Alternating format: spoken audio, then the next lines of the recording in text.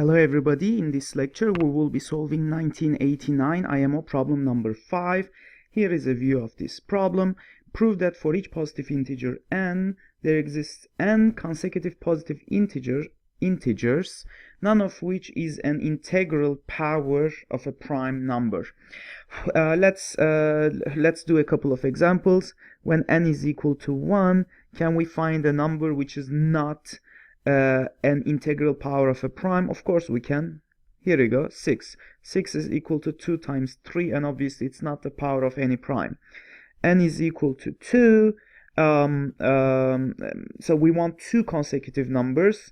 How about 14, which is 2 times 7, and 15. So these two numbers are consecutive, and yet they are not integral powers of a prime.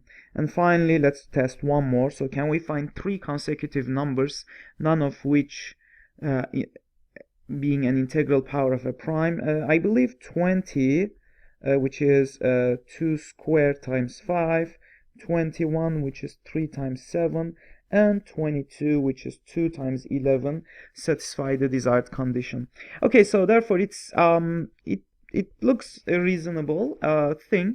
So let's solve it. So I will provide two different constructions. We will construct those n consecutive numbers, none of which is an integral power of a prime. Here is my first solution. Let's write that down. First solution. I would like to start, well, just make a claim, I guess. So my claim is the following. Let n be the following number, 1 plus n plus 1 factorial, factorial squared. So consider this, and so therefore my claim is the following. None of n plus 1, n plus 2, and so on, n plus n is an integral power of a prime number, of a prime. Okay, so therefore, because it's in full generality, so as n changes, so you can have the full set of consecutive numbers and so on. Okay, so why would that be true? So let's prove this claim. Proof. I assume to the contrary, assume to the contrary, that in this list there exists a number which can be written as an integral power of a prime, right? So to assume to the contrary that for some integers k greater than or equal to 1 and 1 mn,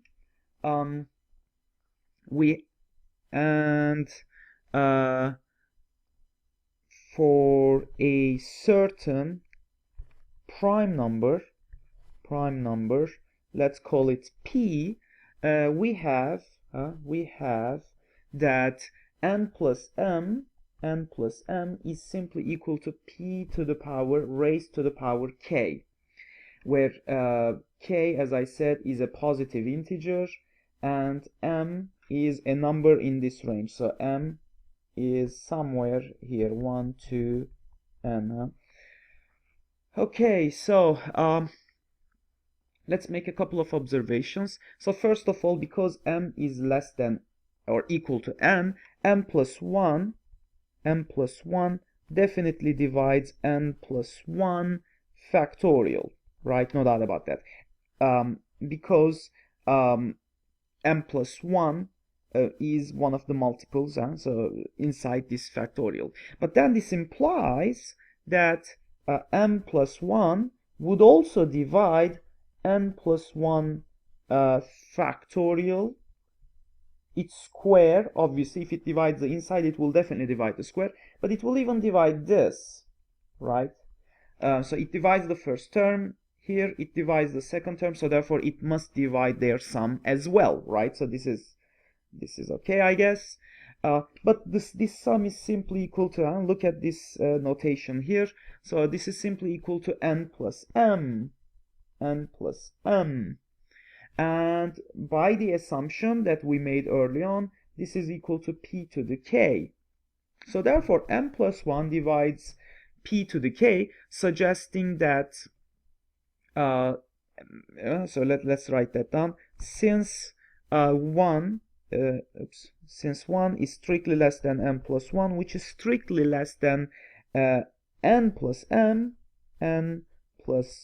obviously n is greater than 1, we have that m plus 1 has the following form, right? It is a power of p, but the power is probably less than k because m plus 1 divides p to the power k for some r in this range, right?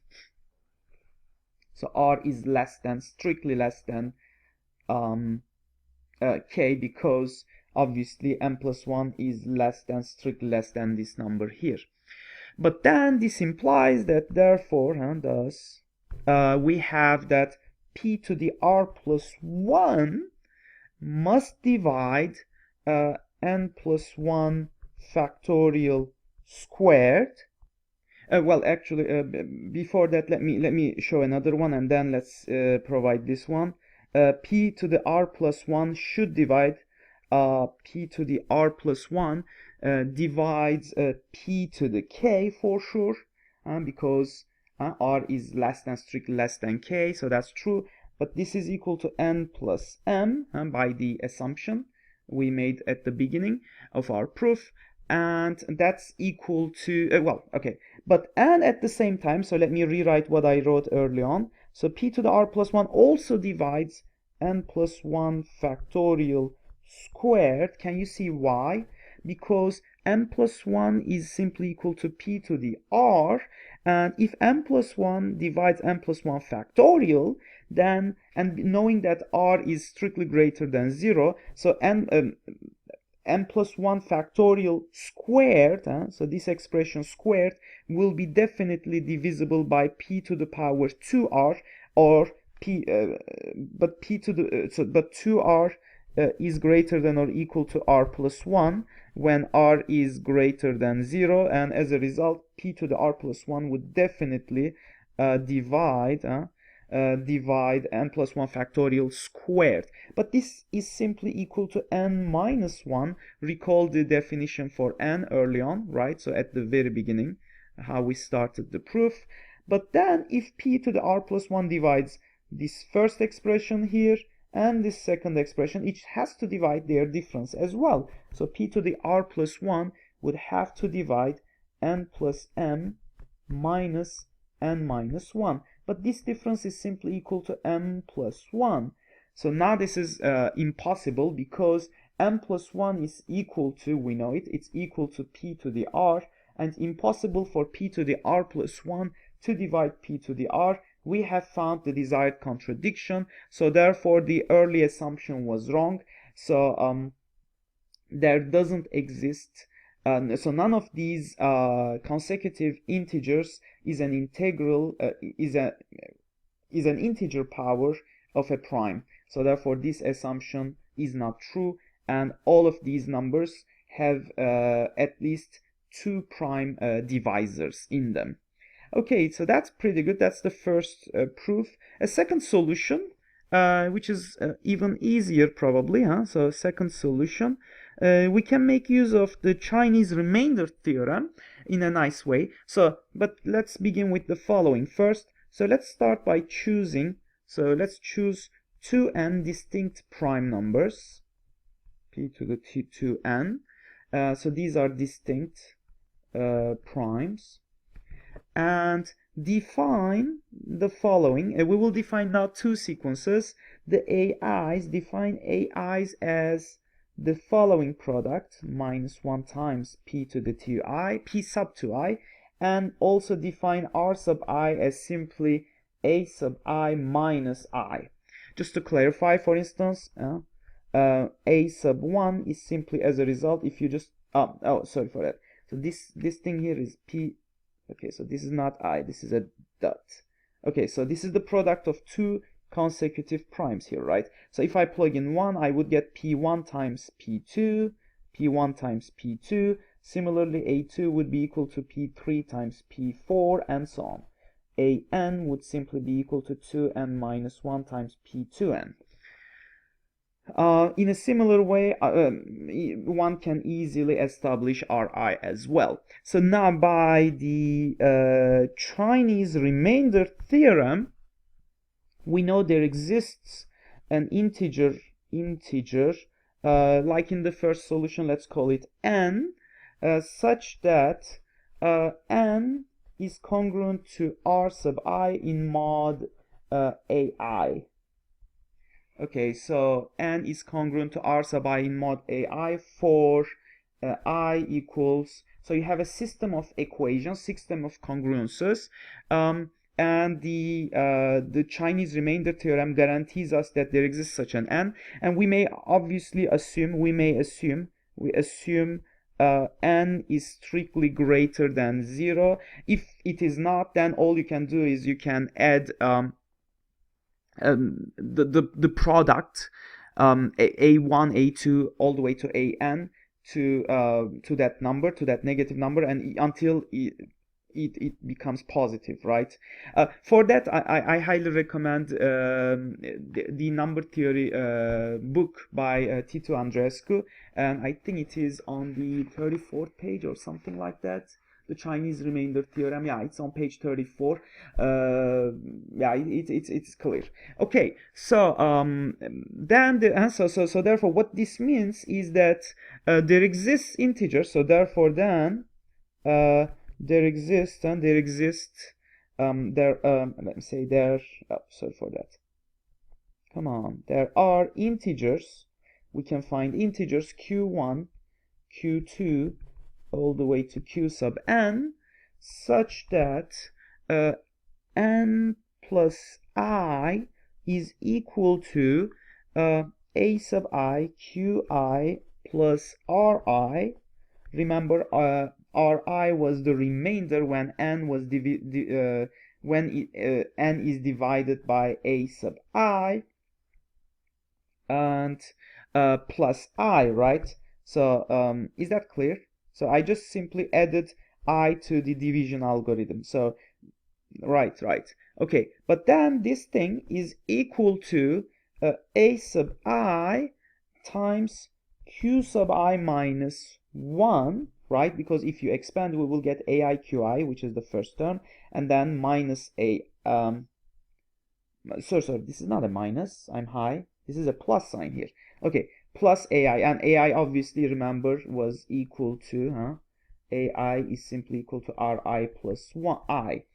Okay, but then recall that ai's are defined in the following way. So ai is simply p sub 2i minus 1 times p sub 2i times q sub I plus 1.